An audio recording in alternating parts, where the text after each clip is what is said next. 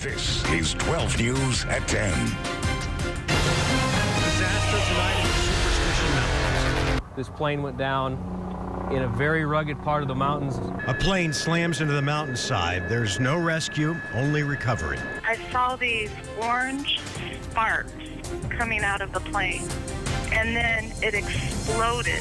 The crash happened moments after takeoff. Tonight, team coverage of what happened, who the victims are, and the horror that witnesses saw.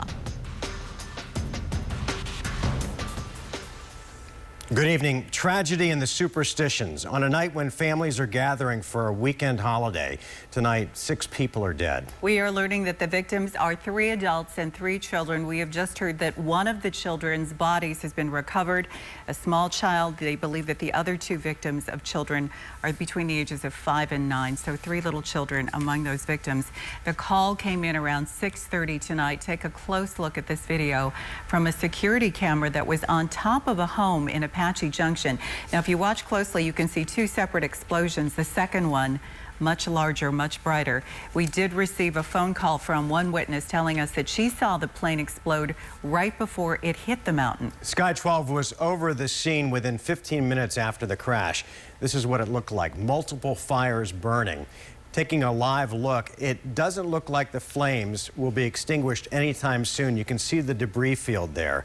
Authorities tell us it's a 6-hour hike just to get to the wreckage. Hotshot crews are assessing how to get a handle on the situation. We've received numerous pictures tonight from our citizen journalists. You can get a sense of the massive size of the crash site. And again, this is just a horrible scene. Let's show you the area where this plane went down exactly. The Superstition Mountains are just northeast of Apache Junction. The FAA is working to learn the direction of where that plane was heading when it crashed. Now, we talked to the FAA tonight. They gave us the tail number of the plane that went down, and this is a picture of that actual plane. It's a Rockwell AC-69. It's a twin-engine aircraft registered to Ponderosa Aviation out of Safford, Arizona. The FAA tells us the plane had taken off from Falcon Field. Now, 12 News has crews out talking to authorities at the crash site right now. We're also at the airport where this plane took off, and we are interviewing witnesses who saw this disaster happen. So let's start our coverage with Chris Williams, who just finished listening in on a news conference. Chris, what's the latest? Well, the very latest from the sheriff is that it appears this plane left Safford, stopped in Mesa, refueled, and picked up 3 children. The sheriff tells us that he believes there were 3 children, a pilot, a mechanic, and another adult on board, and then it took off from Mesa.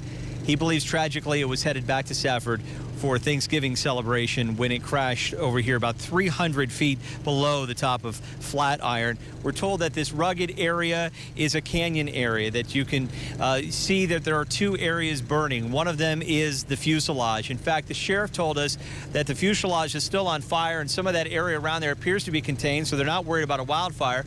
But they've had to contact the airport where this plane refueled this afternoon, trying to find out how much fuel would still be on board, and this fire may burn late into the night. This is a rugged, hard area to get into. You mentioned that it would take 6 hours to hike from the Lost Dutchman campground where we're at to get to the crash site. We're told that the sheriff has been shuttling people up in helicopters, and right now they have 10 deputies on scene. In fact, about 5 minutes ago, we were informed that they did find the body of a child there. That is all they found so far of the 6 people believed to be on board. We're told the children are ages 5 to 9 that they believe were on the plane when it went down late this afternoon into the Superstition Mountains. This area is so tough and hard to get to as you look at the pictures, and if you look at the video we're showing you from Sky 12, some of the expert hikers in this area say that it would take hours to get there from here, and where that area is jagged rock in a canyon. We heard a little bit from the sheriff a short time ago. This was, again, before we found out that they did find one body, but here's what he informed us of about 10 minutes ago. There's no persons that are found at this point alive or deceased, and our hope is that there would be people alive, but given the circumstances and the location, it's a very rugged area. This is not a flat area. This is jagged peaks and almost like a cliff type of rugged terrain, and so we're trying to make our way through that area. The fuselage is stuck down into some of the crevices in this rough terrain, and we're doing our best at this point in the darkness. living in the valley, when you look up towards the Superstition Mountains, it may be hard to take in all the detail, all the rugged edges of the mountain peak. But as you look at some of that video, you get a better idea. We're told this was a twin-engine plane, so you can imagine just how large that was and how small it looks in the side of that mountain with the massive fire around it. And the sheriff has about 10 people up there. They're combing through the wreckage. They're hoping to find survivors. But Mark and Lynn Sue, they've told us at this point it does not look good. That fuselage is continuing to burn until they know just how much fuel may be mixed in with that fire area. This fire may be burning into the night. We're told the FAA is sending in experts and investigators from the San Francisco office, and they should be here sometime between 10 and noon tomorrow. Again, 6 people believed to be on board, 3 of them children, and just a few minutes ago we learned that investigators have indeed found the body of one of the children. Live in Pinal County, Chris Williams, 12 News. All right, Chris, such a sad story. Tonight we've received a lot of pictures from our viewers. This is from Robert Ryden, who shot this around 7:30 from his home in Apache Junction. That's about an hour after the plane went down, and you can see how bright and how fierce those flames are around the wreckage. David Hoyle shot this picture from the mining camp restaurant after seeing the flash on the mountain. In his picture, you can see some white streaks around there, almost a halo effect that could be from stars picked up by the long exposure on his camera. Now, as we heard, this plane crash happened right after takeoff from Falcon Field in Mesa. And that's where William Pitts is, and he joins us on the phone. And Will, what have you learned? Well, Mesa officials out here say they can't really confirm anything. They're referring all of our questions to the FAA. What I can tell you is we talked to a pilot out here who says he's got some experience in twin-engine planes, just like the Rockwell AC-69 and here at Falcon Field. He says those twin-engine planes are very, very hard to fly. The terrain around here, very, very hard to navigate. And if something goes wrong, you really have no place to set down. There's no level place enough to be able to put down a plane like that. And if, say, in his words, an engine failed, those planes are very hard to control because you have to boost power to one plane, and then in his words, it tries to flip itself or it tries to spin out. You have to have very, very quick reaction times, and on the way out, if you're that close to the mountain, that's going to be a problem for such a large plane with 2 engines. Again, city officials, though, say they can't say exactly what that plane was doing here, but as we heard from the FAA and from Pinal County, they were picking up children for Thanksgiving. Live in Mesa, William Pitts, 12 News. All right, William. Well, many of our viewers saw this crash happen. Tonight, Wendy Halloran talked with some of them. All right, Wendy, what's the latest out there? Well, Mark and Lynn Sue, we're actually in the front yard of a homeowner. He lives near the base of the Superstition Mountains. As my colleague Chris Williams reported, it is dark, it is desolate, and this is definitely a tragic night on Thanksgiving Eve. Now, first, you're going to hear from Peter Van Vliet. He's the homeowner I was referring to. He lives in the house here. This is directly in the flight path, so it's not uncommon for him to see hot air balloons and other aircraft flying by on a daily basis. Now, he and his wife were in their backyard enjoying a campfire this evening when they saw a fireball. Now, you're also going to hear from 2 teenage boys who were playing football in the street, neighbor boys, and they heard an explosion. Take a listen to what everyone had to say. Oh, absolutely. Like, what is that? I mean, it was so big. You know, it seems so much bigger than you know, something you would see. Just like it wasn't real. Like it was just this enormous thing.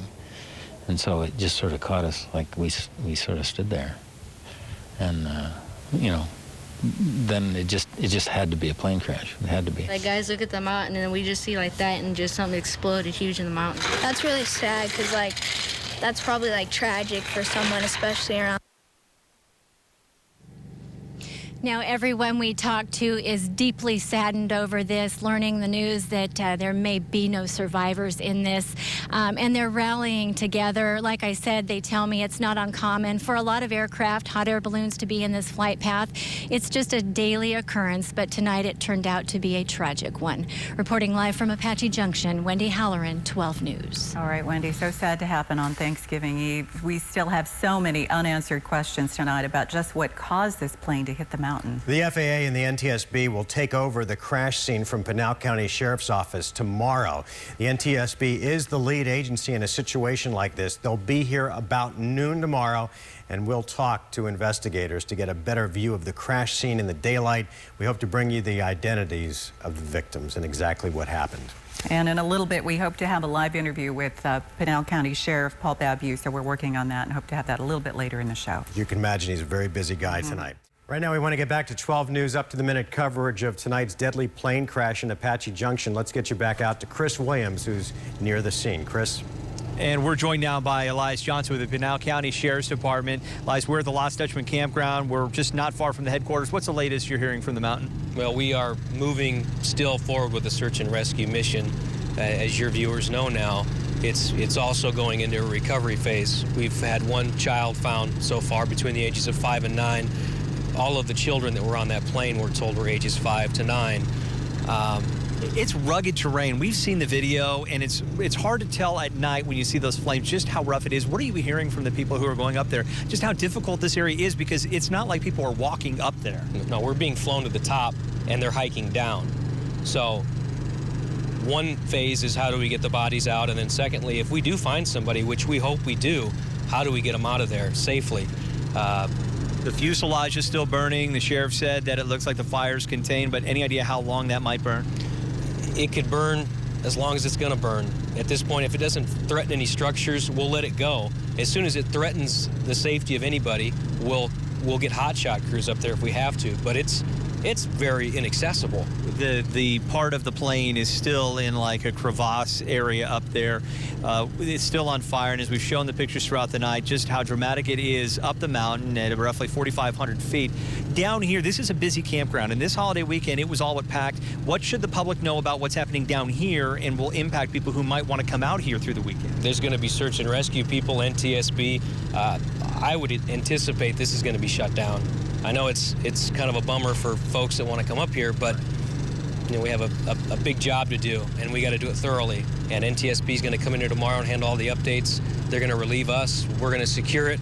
And it's one of those things, it'll take as long as it has to. We just ask people to be patient with us and to keep these folks in their prayers. All right, Elias Johnson with the Pinal County Sheriff's Department. Thanks for the update again. Expected 6 people were on that plane, 3 of them children. We're told a pilot, a mechanic, and another adult were there in Mesa when the plane refueled and then headed up this afternoon before it crashed about 300 feet from the top of Flatiron.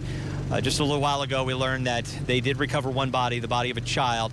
The children on this plane were between 5 and 9. We're told that plane left Safford, landed in Mesa, refueled, and was to head back to Safford for a Thanksgiving celebration. Well, back to you guys in the studio. Very, very sad. Chris, thank you for that report. You know, Chris mentioned people going up there tomorrow, but on Facebook tonight, they were saying that people are going up there just to kind of gawk. And so ask that you not do that so the authorities can do their job. They don't need other people up there in the way. And it's going to be a long, tough job to do this investigation and find out what happened to this poor family with the children. We'll be right back.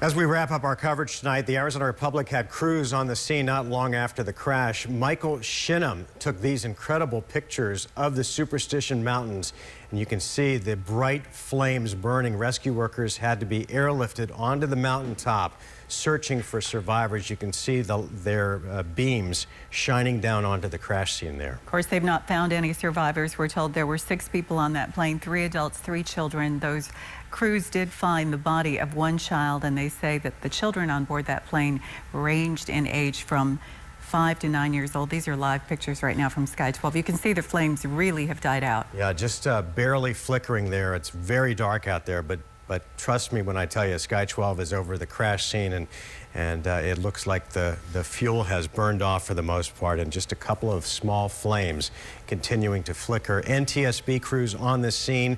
They'll take over the investigation tomorrow when they get here. We hear they are coming in from the San Francisco office to start the investigation of this crash. We'll monitor this all night long and have the latest for you tomorrow on 12 News Today. Thanks for joining us, everyone. It's been a tough night, but we wish all of you and your families a happy and safe Thanksgiving. Thanks for watching.